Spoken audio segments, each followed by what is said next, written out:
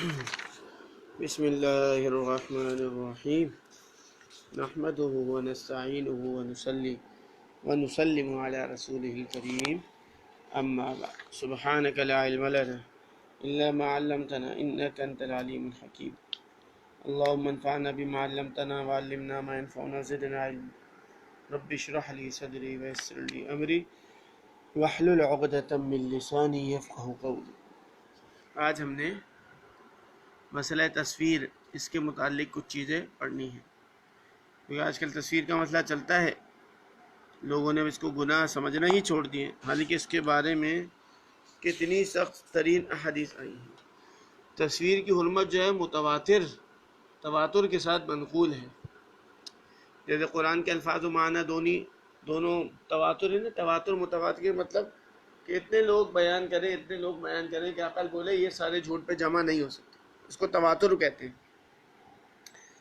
تو اس میں تو ایک تو یہ کہ اشد الناس عذاب یوم القیامہ المصورون، سخت ترین عذاب قیامت کے دن تصویر بنانے والوں کو ہوگا، سخت ترین عذاب اللہ جس کو دے۔ اور جس گھر میں تصویر ہو جاندار کی، اس میں فرشتے رحمت والے بھی نہیں آتے۔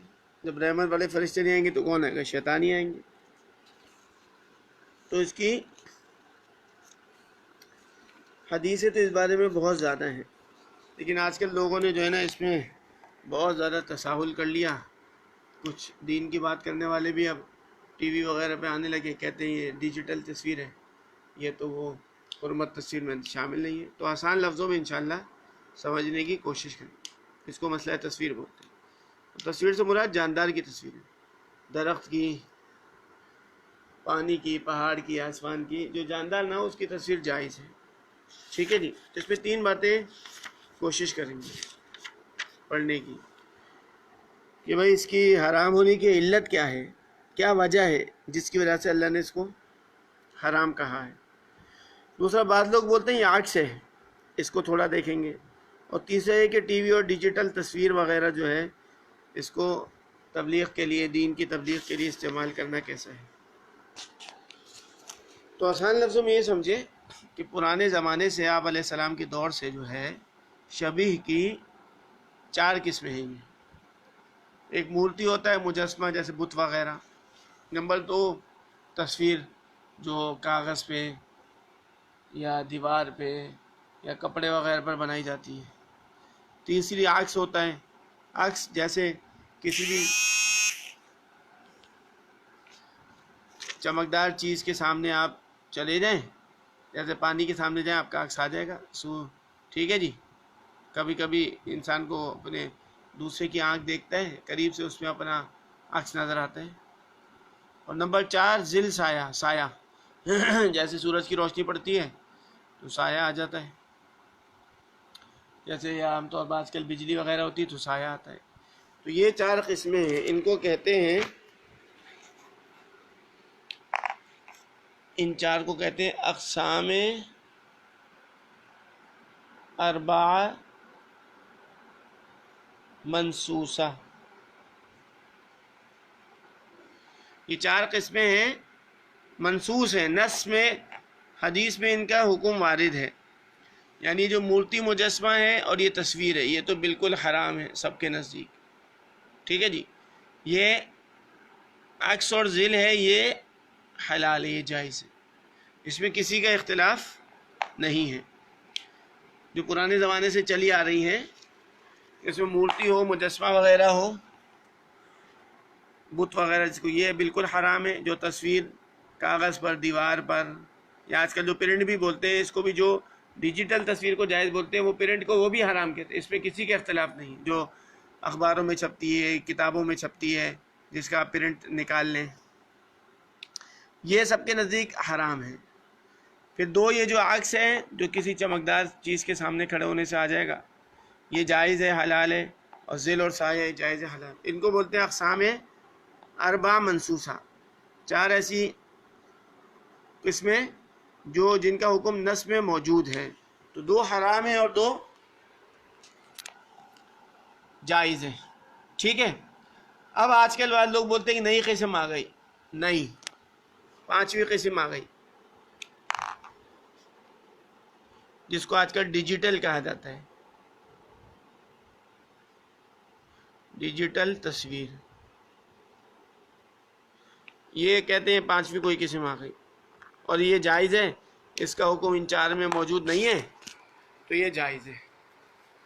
تو آپ تو یہ بولیں ایک تو بھائی اس کا نام موجود نہیں ہے، تو یہ تو ٹھیک ہے، نام کی وجہ سے تو حکم نہیں لگتا، حکم تو اس کے اندر جو صفت خاص ہوتی ہے اس کی وجہ سے لگتا ہے۔ اب آپ بولیں بینک کا نام نہیں ہے اسلام قرآن حدیث میں، تو بینک کیا جائز ہو جائے گا؟ تکافل کا نام نہیں ہے تو کیا جائز ہو جائے گا؟ ٹھیک ہے جی، نام سے نہیں ہوتا، اس کی اصل وجہ دیکھنی ہوگی کہ شریعت نے جو حرام حرمت کی وجہ رکھی وہ اس پہ شامل ہے یا نہیں ہے۔ اب یہ جو پانچویں قسم آئی ہے جس کو ڈیجیٹل کہا جاتا ہے، بعض لوگ اس کو جائز بھی کہتے ہیں کچھ لوگ، پھر ان میں دو قسمیں ہیں۔ بعض کہتے ہیں کہ یہ اقسام اربع منصوصہ جو چار قسمیں ہیں ان میں شامل ہے، ٹھیک ہے، ان میں شامل ہے، لیکن عکس کے زیادہ مشابہ ہے، زیادہ مشابہت عکس سے ہے۔ اور بعض یہ کہتے ہیں کہ نہیں، یہ بالکل نئی چیز ہے، ان چار میں شامل ہی نہیں ہے، جو اقسام اربع منصوصہ ہے، مورتی مجسمہ تصویر عکس اور ذل سایہ، اس میں شامل ہی نہیں ہے، پانچویں چیز بالکل نہیں ہے، ٹھیک ہے۔ اب پہلے اس کو لے لیتے ہیں جو بولتے ہیں بالکل نہیں ہے۔ آپ کو پتہ ہے کہ جیسے کوئی نئی چیز آئی نا تو اس کا حکم کیسے معلوم کیا جاتا ہے؟ قیاس سے معلوم کیا جاتا ہے، ٹھیک ہے جی۔ جیسے شراب حرام ہے، اب چرس آ گئی، بھنگ ہے، اس کا کیا حکم ہے؟ اس کا تو قرآن حدیث میں نام نہیں ہے، تو اس کے لیے یہ فرماتے ہیں فقہاء علماء کہ جو نئی چیز آتی ہے نا اس کا حکم اس سے معلوم کیا جاتا ہے جو قرآن سنت میں ہے۔ اب جو قرآن سنت میں اس میں اس کی وجہ پہ غور کیا جاتا ہے کیوں حرام ہے۔ جیسے شراب ہے نا، خمر اس کو بولتے ہیں، اب اس کی حرمت کی وجہ کیا ہے کہ یہ مائع ہے بہنے والی، تو یہ تو حرمت کی وجہ نہیں ہوتی، پانی بھی بہنے والا ہے۔ اس کا کوئی خاص رنگ ہے تو رنگ تو حرمت کی وجہ نہیں ہوتا۔ یہ مشروب ہے، پی جاتی ہے، تو یہ تو مشروب تو کوئی وجہ نہیں ہے حرام ہونے کی، بہت ساری چیزیں اور بھی پی جاتی ہیں، ٹھیک ہے۔ تو اب اس میں کیا ہے، یہ مسکر ہے، مسکر یعنی اس میں اسکار ہے، یعنی اسکار مطلب اس میں نشہ ہے۔ تو علماء نے غور کیا کہ اس میں نشہ پایا جاتا ہے، یہ اس کی حرمت کی علت ہے۔ حرمت علت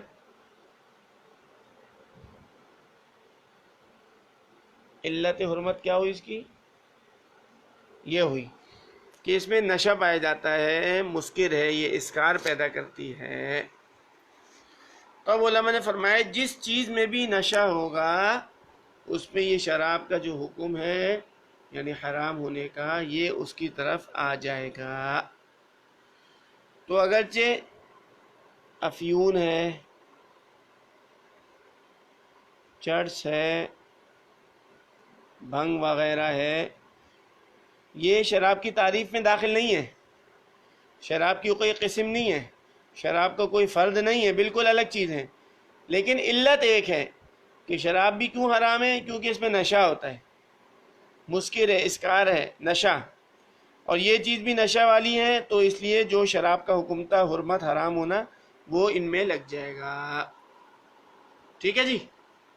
اور یہ کوئی مشکل بات نہیں، آسان بات ہے، بہت سارے قرآن، کیونکہ ہماری شریعت کے اصول ہم پہلے پڑھ چکے، چار ہیں: کتاب، سنت، اجماع اور قیاس۔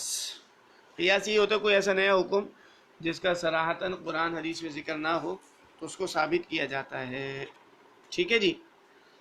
تو وہ لوگ جو کہتے ہیں کہ ڈیجیٹل تصویر بالکل نہیں ہے، پانچویں قسم ہے، ان چار میں شامل ہی نہیں ہے، اس لیے جائز ہے، تو بھائی نئی چیز کا حکم کیسے معلوم کیا جاتا ہے؟ علت دیکھی جاتی ہے، علت حرمت، حرمت کی علت کیا ہے، وجہ کیا ہے۔ اس کی مثال جیسے خمر، شراب کی حرمت کی علت کیا ہے؟ اس کا نشہ آور ہونا. تو افیون، چرس، بھنگ یہ نئی چیز ہیں، شراب کی تعریف میں داخل نہیں ہے، شراب کا فرد نہیں ہے، اس کی قسم نہیں ہے، لیکن علت ایک ہی حرمت. تو اس وجہ سے ان کو بھی کہا جاتا ہے حرام کہا جاتا ہے. ٹھیک ہے جی. اب یہ جو تصویر ہے، ڈیجیٹل تصویر، اس کی حرمت کی علت کیا ہے، حرام ہونے کی وجہ کیا ہے؟ وہ ہے المضاحات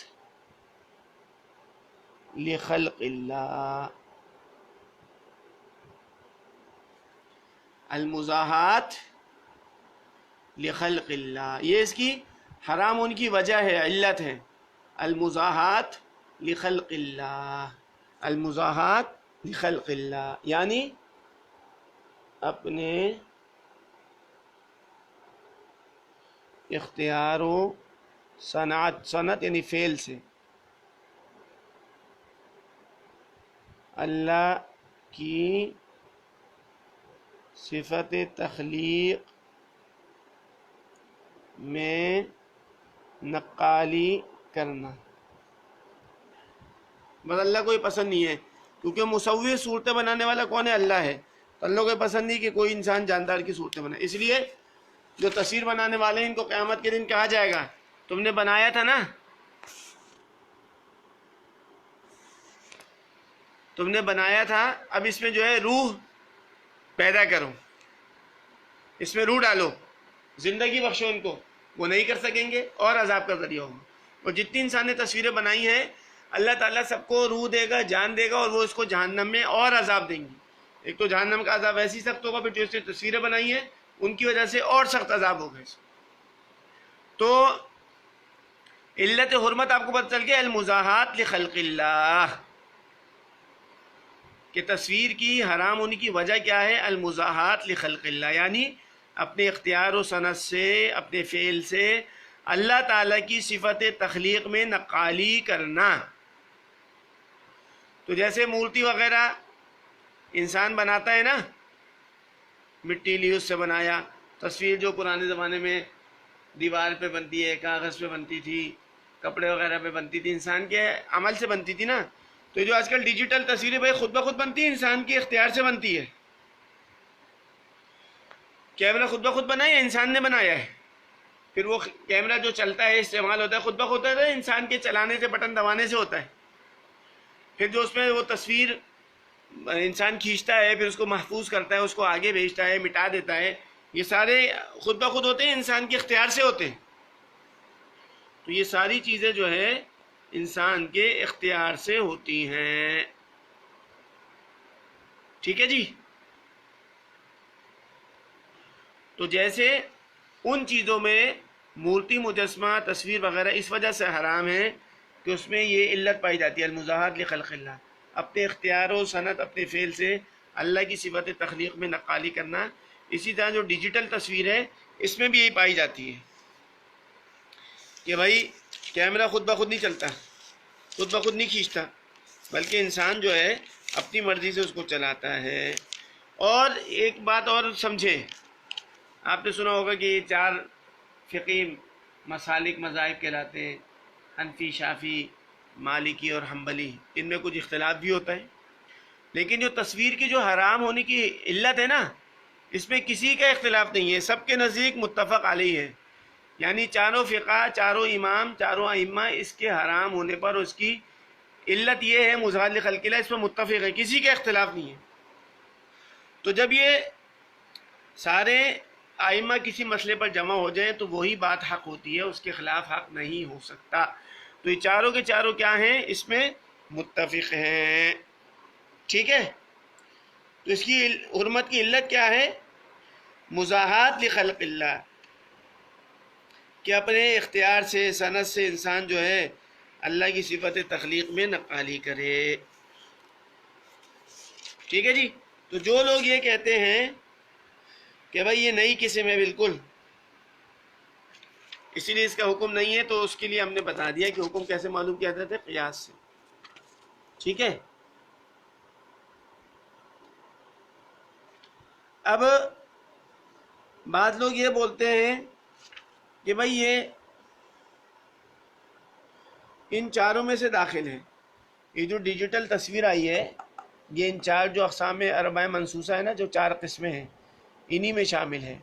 چار قسمیں یعنی مورتی، مجسمہ، تصویر، عکس، ذیل و سایہ، ان چار میں شامل ہے. لیکن یہ کس میں شامل ہے؟ تو وہ کہتے ہیں کہ یہ عکس میں شامل ہے. عکس جو چمکدار چیز کے سامنے ہوتا ہے نا، تو عکس کا بننا جائز ہے، دیکھنا جائز ہے. تو ڈیجیٹل جو شبیہ ہے یہ بھی جائز ہے. تو بھائی عکس میں ہونے کے لیے جو ہے نا دو چیزوں کا ضروری ہے. نمبر ایک، عکس جو ہے نا انسانی اختیار یا انسانی فعل کا محتاج نہیں ہوتا. عکس جو ہے نا خود بخود بنتا ہے. آپ پانی کے آگے چلے گئے تو آپ چاہیں نہ چاہیں آپ کا عکس آ جائے گا. ٹھیک ہے، انسان کا اس میں صنعت کا، کام کا، فعل کا کوئی اختیار وغیرہ کوئی دخل نہیں ہوتا.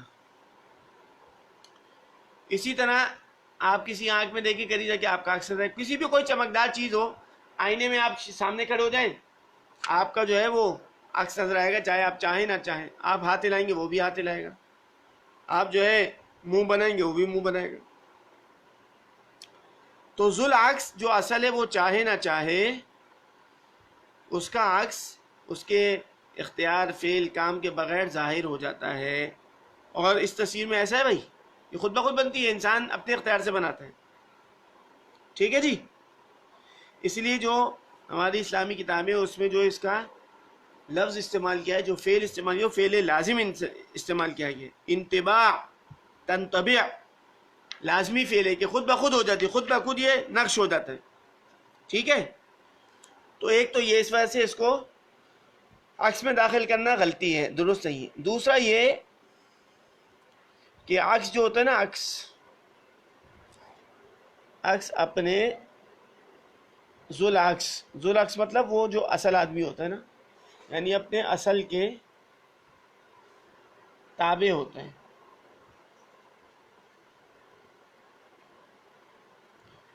عکس جو ہے اپنے ذل عکس کے تابع ہوتے ہیں. ٹھیک ہے. جہاں تابعیت ختم ہو گئی یہ تصویر بن جائے گا.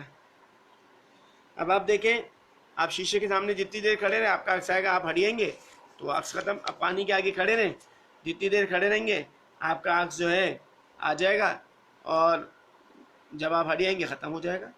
اگر وہ کسی مسالے وغیرہ سے، کسی قلم وغیرہ سے، مشین وغیرہ سے اس کو محفوظ کر لیے تو یہی تو تصویر ہے جو حرام ہوتی ہے. حضرت ثانی رحمۃ اللہ علیہ نے بھی رکھا. ان سے کسی نے پوچھا سوال، کیا فرماتے علماء دین اس مسئلے میں کہ زید عالم ہے؟ وہ کہتا ہے کہ تصویر دستی یعنی ہاتھ والی، یعنی قلم کی بنی ہوئی کا بنوانا مکان میں رکھنا حرام ہے، لیکن فوٹو کا لیا جانا اور مکان میں رکھنا حرام نہیں ہے. بائیں دلیل یعنی اس دلیل کی وجہ سے کہ فوٹو آئینے کا عکس ہے. عام لوگ آئینہ دیکھتے ہیں، آئینہ جائز ہے تو یہ بھی جائز ہے. تو حضرت نے کیا جواب دیا؟ زید کا قول بالکل غلط ہے، یہ قیاس مع الفارق ہے، یہ قیاس سوچ اس کی درست نہیں ہے. آئینے کے اندر کوئی انتقاش باقی نہیں، کوئی نقشہ نہیں ہوتا، کوئی نقش نہیں ہوتا. انسان گیا وہ ختم. زوال محاذات کے بعد یعنی جب سامنے سے ہٹیں گے وہ زائل ہوگا، عکس بھی زائل ہو جاتا ہے، یعنی ختم ہو جاتا ہے بخلاف فوٹو کے. اور یہ بالکل ظاہر. اور پھر صنعت کے واسطے، حضرت نے بھی وہی لکھا ہے کہ صنعت انسانی کام کے واسطے سے ہے، اسی لیے بالکل دستی تصویر ہے اور یہ ناجائز ہے. ٹھیک ہے جی. یہ واضح ہو گیا، بالکل آسان سا ہے. دوبارہ اس کا خلاصہ سن لیں کہ یہ چار جو قسمیں ہیں نا، مورتی یعنی مجسمہ، بت وغیرہ، تصویر اور عکس اور ذل، ان کو بولتے ہیں اقسام اربع منصوصہ. ان کا حکم موجود ہے کہ مورتی، مجسمہ، بت وغیرہ اور تصویر جو ہے یہ حرام ہے، اور عکس اور ذل، سایہ یعنی یہ جائز ہے. اب ایک پانچویں قسم آئی جس کو آج کل ڈیجیٹل تصویر کہتے ہیں، مشینوں وغیرہ سے جو کیمرے وغیرہ میں ہوتی ہے. اب بہت لوگ بولتے ہیں کہ یہ بالکل نئی قسم ہے، پانچویں، اس کا حکم ان چار میں شامل نہیں ہے. تو جو نئی چیز ہوتی ہے اس کا حکم جو ہے قیاس سے معلوم کیا جاتا ہے. جیسے شراب حرام ہے نا، اب اس کی وجہ کیا ہے کہ نشہ ہے. تو جس چیز میں نشہ پایا جائے گا، جیسے افیون، چرس، بھنگ وغیرہ جو بھی ہو، وہ حرام ہوگی. ٹھیک ہے. اور بعض لوگ بولتے نہیں یہ ان 4 قسموں میں داخل ہے لیکن عکس میں داخل ہے، تو عکس جائز ہے، دیکھنا جائز ہے، یہ بھی جائز ہے. تو بھائی ان کو ہم عرض کرتے ہیں کہ یہ بھی آپ کی غلطی ہے، کیونکہ عکس میں جو ہے نا 2 چیزیں ہیں. ایک تو انسانی اختیار فعل کا محتاج نہیں ہوتا، خود بخود بنتا ہے، پانی کے آگے جائے آپ چاہے نہ چاہے بنے گا. دوسرا عکس جو ہے اپنے ذوالعکس کے تابع ہوتا ہے، اور اس تصویر میں تو ایسا نہیں ہوتا، بلکہ انسان جو ہے قبر میں پہنچ جاتا ہے، اس کی تصویر محفوظ ہے، وہ ٹی وی پہ آ رہا ہے. تو یہ آسان الفاظ میں آپ کو پتہ چل گیا ہوگا کہ بھائی یہ تصویر کی جتنی قسمیں ہیں یہ سب ناجائز حرام ہیں. اب تیسری ایک چیز دیکھا کہ ٹی وی کو جو ہے اور ڈیجیٹل تصویر وغیرہ کو آج کل جو کہتے ہیں کہ بھائی تصویر سے آؤ اور بیان کرو، تو یہ جائز ہے ناجائز ہے؟ یہ بھی ناجائز ہے بھائی. ٹھیک ہے، ہمارے علماء اس کے بارے میں پہلے ہی فرما چکے ہیں. بہت سے لوگ بولتے ہیں یہ لوگ مسجد میں نہیں آتے، خانقاہ میں نہیں آتے، اور بھائی تبلیغ میں نہیں جاتے، کتابیں نہیں پڑھتے، مسجد میں نہیں آتے، تو ان کو بیانات کیسے سنیں؟ تو ان کو اس طرح سناؤ. تو حضرات ہمارے علماء کرام رحمہ اللہ نے پہلے ہی بتا دیا، جیسے ہم کرنے بغیر تصویر کا ویسے بھی کریں. تصویر بنانا ضروری ہے کہ حرام کام کرنا ضروری ہے؟ اور اب تو اتنی مصیبت آئی لوگوں نے اس کو حرام سمجھنا چھوڑ دی. جیسے ہم بینک کے آگے سے گزرتے نا، بالکل دل سے اس کی حرمت ختم ہو گئی کہ اللہ سے جنگ کرنے کا ادارہ بنا ہوا، بالکل سود کی حرمت ہی ختم ہو گئی دیکھ دیکھ کے. اس لیے تصویر کی حرمت ہی ختم ہو گئی کہ کتنا بڑا گناہ عظیم ہے یہ. تو ہمارے حضرات علماء نے جو فرما دیا نا، اس کا خلاصہ یہ ہے کہ جو تصویری جو ڈیجیٹل یہ تصویر ٹی وی فلمی تبلیغ ہے، اس کا مکلف ہی نہیں ہے. دین کو پھیلانے کے زیادہ بنوری رحمۃ اللہ علیہ کا ارشاد ہے، دین کو پھیلانے کے مکلف وہاں تک ہے جہاں تک شریعت اجازت دے. ٹھیک ہے. اور فرمایا کہ اس فلمی تبلیغ کا انجام یہ ہے کہ تبلیغ کے نام پر شریعت کے ایک ایک حکم کو پامال کرنا پڑے گا. اور باقی حضرت نے صحیح فرمایا تھا بنوری رحمۃ اللہ علیہ نے کہ اگر آپ یہ مانو گی نا تو کل جو ہے بول دیں گے عورتوں کے ذریعے تبلیغ کرو، موسیقی کے ذریعے تبلیغ کرو. اور آج کل ہو رہا ہی نہیں ہو رہا ہے. ایک وہ میسج ٹی وی تھا، اچھا ہوا ختم ہو گیا. وہ جو ہے وہ عورتوں کو لے آئے تھے، پہلے تو دینی باتیں کرتے رہے، علماء کو لاتے، پھر عورتوں کو لے آئے کیونکہ لوگ مردوں کو دیکھ دیکھ کر اکتا گئے، عورتوں کو دیکھنا چاہتے. پھر وہ موسیقی بھی لگا دی، بیک گراؤنڈ میوزک، اور کہنے لگے جید علماء کرام سے مشورہ لیا گیا ہے. بھائی کون سے ایسے جید علماء ذرا بتا دو، لیکن کوئی نام وام نہیں ہوتا ہے. بھارت سنا ہے وہ ٹی وی ختم ہو گیا، اللہ کا شکر ہے. اور تیسری بات یہ ہے کہ فلمی تصویر وغیرہ ناجائز ذرائع سے تبلیغ میں کامیابی کی اللہ کے یہاں کوئی قیمت نہیں. اگر آپ کامیاب بھی ہو گئے، ہزاروں کو ہدایت مل گئی، پھر بھی اللہ کے یہاں اس کی کوئی قیمت نہیں ہے، کیونکہ اللہ تبلیغ کرواتے ہیں تبلیغ کے اصول کے مطابق. اصول توڑیں گے شریعت کا کوئی فائدہ نہیں. اور مولانا عاشق الہی صاحب جو دارالعلوم کے ہوتے تھے، حضرت مفتی تقی صاحب وغیرہ، مفتی رفیع صاحب، ان سب کے استاد ہیں رحمۃ اللہ علیہ، کہ فلمی اور تصویری تبلیغ کو حرام کہنے والے ہی محقق اور خدا ترس علماء ہیں. انہوں نے کہا کہ ٹی وی جب سے آیا تھا لوگ علماء نے ہمیشہ مخالفت کی، لیکن بعض لوگ جن کو دنیا والوں سے دبنے کا شوق ہے انہوں نے جائز کہنا شروع کر دی کہ یعنی چیز اتنی پھیل گیا اس کو حرام کہنا ہی چھوڑ دو. مفتی رشید صاحب رحمۃ اللہ نے لکھا ہے کہ کئی گھرانے فلمی تبلیغ کے جواز کے بہانے سے ہر فوج ڈرامہ تبلیغ اور فلم کے عادی ہو گئے. بالکل آپ دیکھیں آج کل لوگ موبائل لاتے ہیں کہ ہم جو ہے بیان سنیں گے. بہت سے لوگ ایسے ٹی وی لائیں بیان سنیں گے، تو بیان تو انہوں نے کیا سنا، بس ان کے گھر والوں کو جو حال ہوا بس اللہ ہی بچائے. اور تصویری تبلیغ کے جواز کے دلائل میں رتی برابر وزن نہیں، اور یہ آیت قرآنیہ کے خلاف ہے. یہ حضرت مفتی تقی اسماعیل صاحب نے لکھا ہے، ہم ذرا انہی کا پڑھ لیتے. ویسے تو اس میں اب تفصیل ہے، اتنا ہمارے پاس وقت نہیں ہے. مفتی تقی اسماعیل صاحب نے جو لکھا ہے ہم اس کو پڑھ لیتے. جیسے آج کل وہ کوئی ڈرامہ بن رہا ہے نا، پتہ نہیں کون سا سنا ہے، اس میں اسلامی تاریخ دکھائی گئی ہے. بھائی یہ سب تصویریں، مرد عورتیں ساتھ ہیں، موسیقی ساتھ ہے، اتنے ناجائز چیزوں کیسے جائز کہہ سکتے ہیں؟ تو حضرت کے اس وقت کوئی کئی سال پہلے جو ہے کچھ ایسی کوئی فلم بنی تھی، لوگوں نے کہا اس سے ہزاروں لوگ جو ہے ان کو اسلام ملی اور یہ ملا یہ ملا. تو حضرت تقی عثمانی صاحب کا آپ لوگ سن لیں. ابھی بھی لوگ ان کا نام لیتے ہیں جواز کے لیے. پال کے 3-4 دن پہلے ہی پرسوں ترسوں جو ان کی صدر سے وہ ہوئی، پھر انہوں نے اثر میں اپنے وزیر میں اس کے بارے میں کچھ بتا رہے تھے، کوئی تصویر کھینچنے لگا تو حضرت نے کتنا سختی سے اس کو ڈانٹا ہے، کتنا غصے کا اظہار کیا. تو وہاں تصویر کا شوق ابھی تک نہیں کیا، وہ میں آپ کو انشاءاللہ بھیج دوں گا، آپ لوگ سن لیے گا. تو حضرت مفتی تقی عثمانی صاحب زینہ مجدوم لکھتے ہیں کہ کہا جاتا ہے ان فلموں کے ذریعے ان لوگوں تک قرآنی مضامین پہنچانے مقصود ہیں جو کبھی مسجد میں آ کر کوئی واعظ نہیں سنتے، جنہیں دینی کتابوں کے مطالعے سے دلچسپی نہیں، اور جن کو بذات خود قرآن کریم پڑھنے کی توفیق نہیں ہوتی، لیکن اسلام کی تبلیغ کے سلسلے میں جو اصولی گزارشات ہم نے اوپر پیش کی ہیں ان کے پیش نظر اس دلیل میں رتی برابر وزن نہیں. حضرت تقی عثمانی صاحب کہہ رہے ہیں. اور آج کل جو ہے لوگ بولتے ہیں یہی دلیل پیش کرتے ہیں، بھائی لوگ دین پہ نہیں آتے یار، ان کو دین سناؤ. اس میں ٹنو منو ون من جو ہے لوگوں نے وزن پیدا کر دیا. حضرت کیا فرمانا ہے کہ اس دلیل میں رتی برابر وزن نہیں ہے. جو لوگ قرآنی مضامین کو فلم اور ڈرامے کے سوا کسی اور ذریعے سے سننے کے لیے تیار نہیں، اسلام اور قرآن ان کو اپنے مضامین سنانے سے بے نیاز ہے.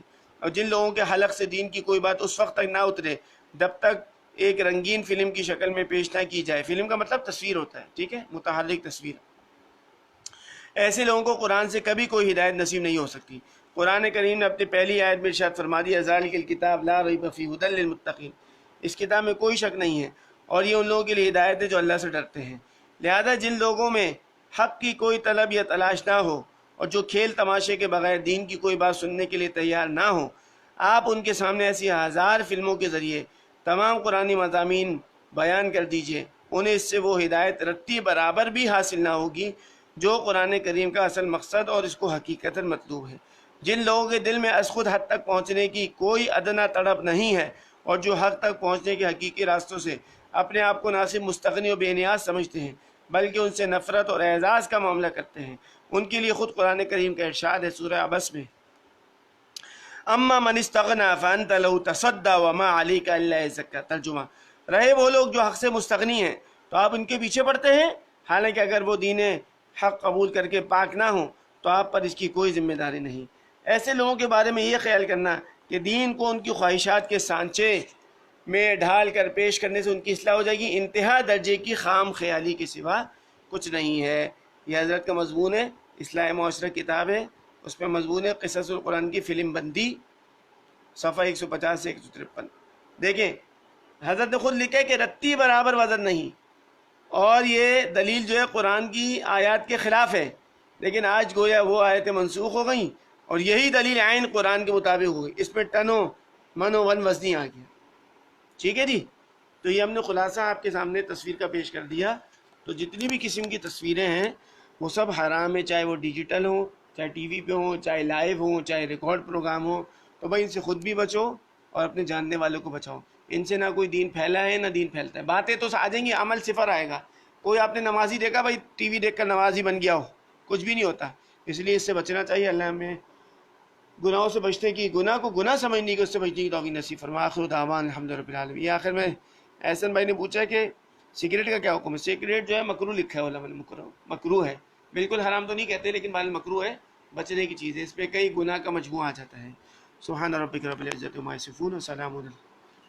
اب کل سے بظاہر چاند کا امکان بھی ہے، تو اب اس وقت نہیں ہوگا، پھر جو بھی کچھ ہوگا آپ کو مل جایا کرے گا. وآخر دعوانا ان الحمد للہ رب العالمین.